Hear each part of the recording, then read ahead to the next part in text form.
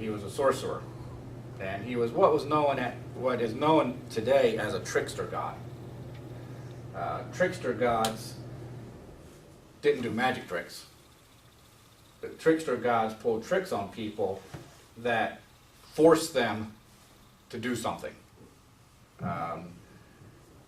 You are a great epic hero. You don't want to go on some great journey because you just met the love of your life, so a trickster god comes along and kills her. Good, now you can go on the journey.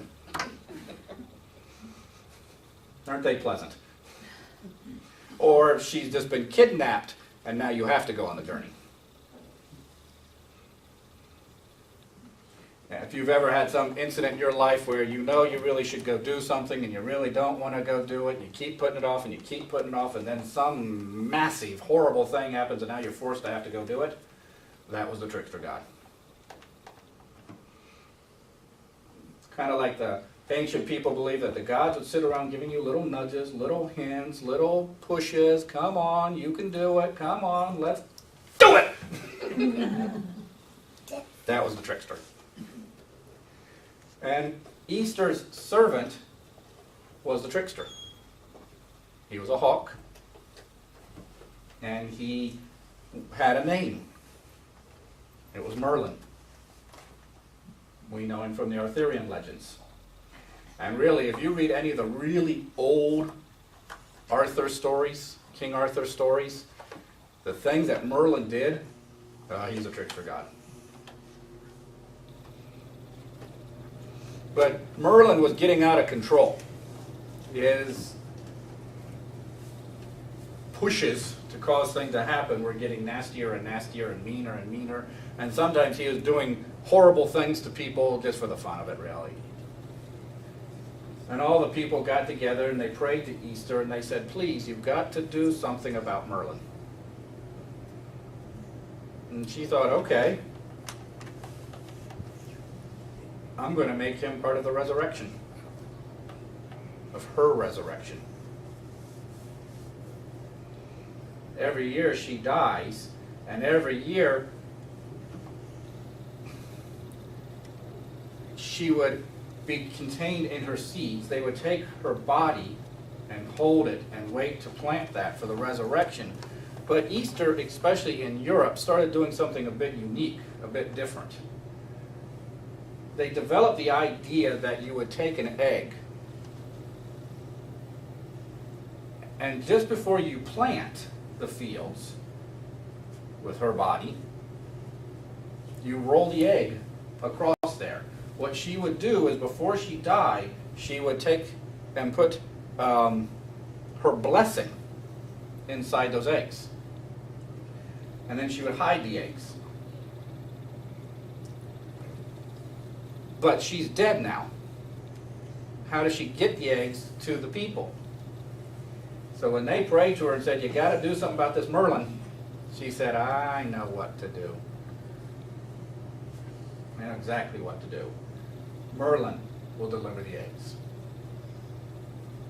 Merlin said, me deliver the eggs? I'm a proud, beautiful hawk. Look at me, I have wings. I can't carry an egg around. I have talons. They would crush through the eggs.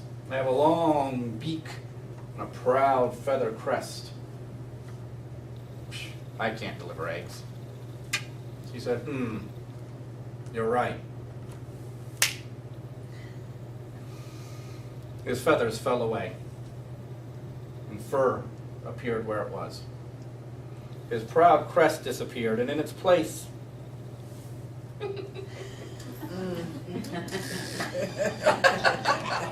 ears appeared. His beak shrunk until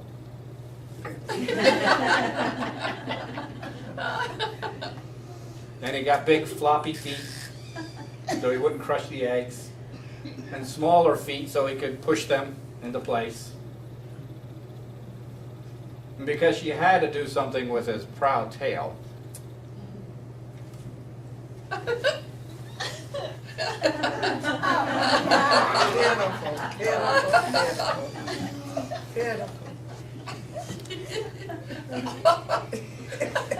Show your tail, too. Show your tail. I have to stand on the stool. It's at this point every year, frankly, that the words of Obi-Wan Kenobi come to my mind. Who is the greater fool? The fool or the ones who follow the fool? I don't know why. And she took Merlin and she placed him in a cave. That part still is in the Arthurian legends, by the way. Placed him in a cave to protect her blessings through the winter.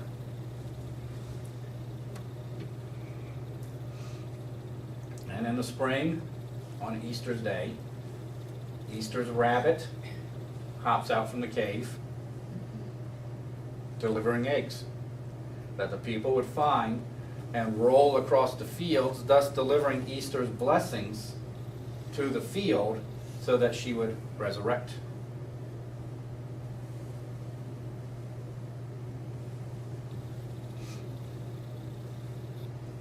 Same story. Different cast of characters. But that is, in a very brief nutshell, where Merlin and Easter's rabbit comes from. All ancient religions. And lost in all of the Easter bunny and silliness, or the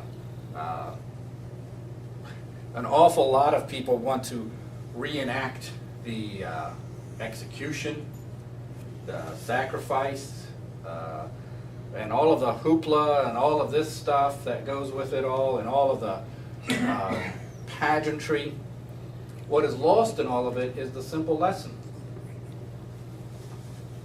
Very, very basic lesson. Death is not an end. Life goes on.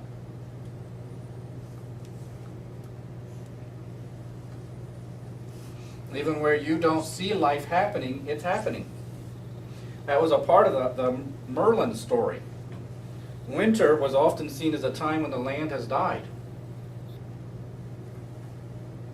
See, people in Europe would be talking about Merlin, who's hiding in a cave, protecting Easter's blessings. He was in the land of death, still living, tending to blessings, waiting for the time of resurrection. By the way, he has a partial resurrection story in all of this as well. After he delivers the eggs, he turns back into a hawk for the summer. And it is interesting that most hawks don't migrate. Europe has one that does. And it is, no coincidence, known as the Merlin hawk, who, around this time of year, is starting to reappear throughout Europe.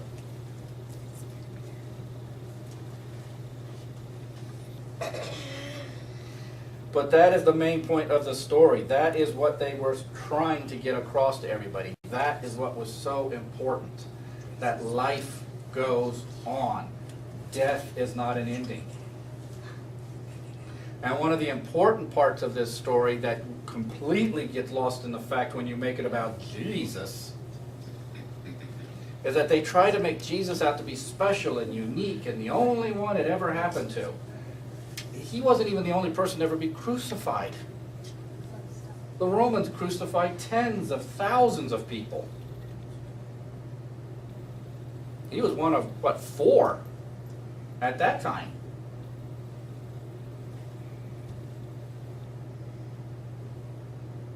The importance of these stories is that it's not about somebody who lived 2,000 years ago. These stories are supposed to be about you.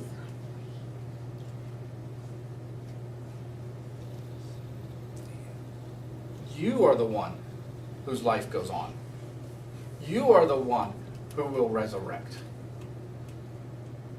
Not someday in the promised land if we are good little boys and girls. It's the nature and cycle of life. It's come to be known as reincarnation. You never die. This body, maybe. You never die. And someday, it too will resurrect into a new flesh.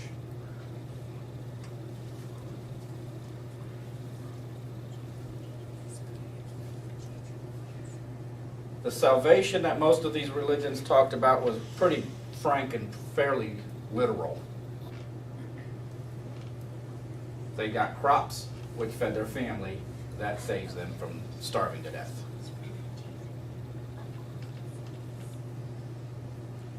Today, we spiritualists know that there's an underlying story.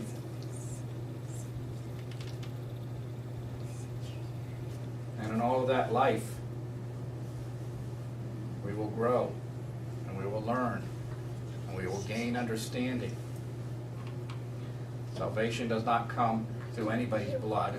Salvation does not come by saying the right words. Salvation does not come from standing on your head while wearing orange pajamas. I tried it once, doesn't work.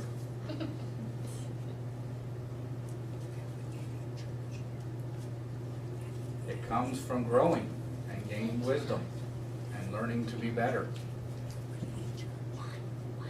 You did the wrong thing in the past? Okay. Join the club. You still doing the same thing? Then that means you haven't learned, you haven't grown.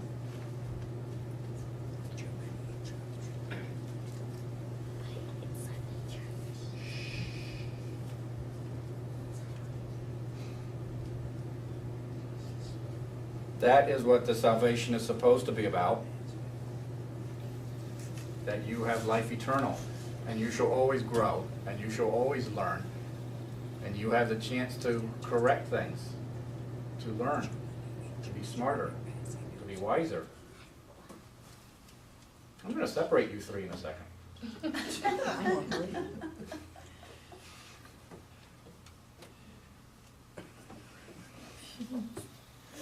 But all of that got lost because it became about one person instead of everybody.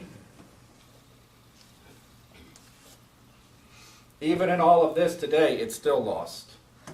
It's He sacrificed.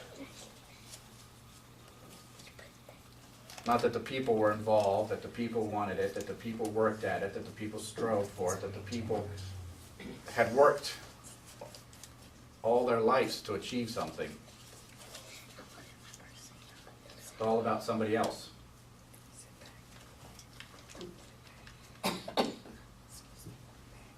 Well, I want you to know a couple of things. One, you're immortal. I grant it to you. I should have charged you $1,000 for it first. I'm not granting you anything, though, you didn't already have.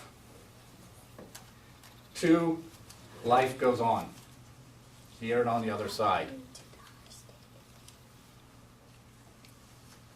And three, it's all about growth and learning. And if you ever do want an example of who to be like, who to grow towards,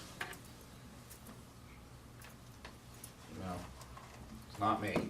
But think of God. God who's all loving, all compassionate. God who treats everybody with total equality.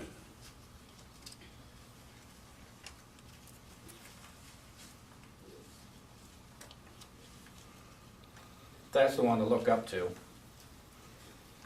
I just said this to somebody last week. Far too often, people want to try to make God like a human, bringing God down to our level, instead of doing the hard work of raising ourselves up to God's.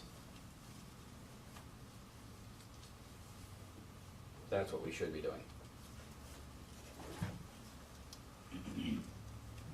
And I think with that, I'd like to close. And we'd like to bring around our basket and collect up your money eggs. No.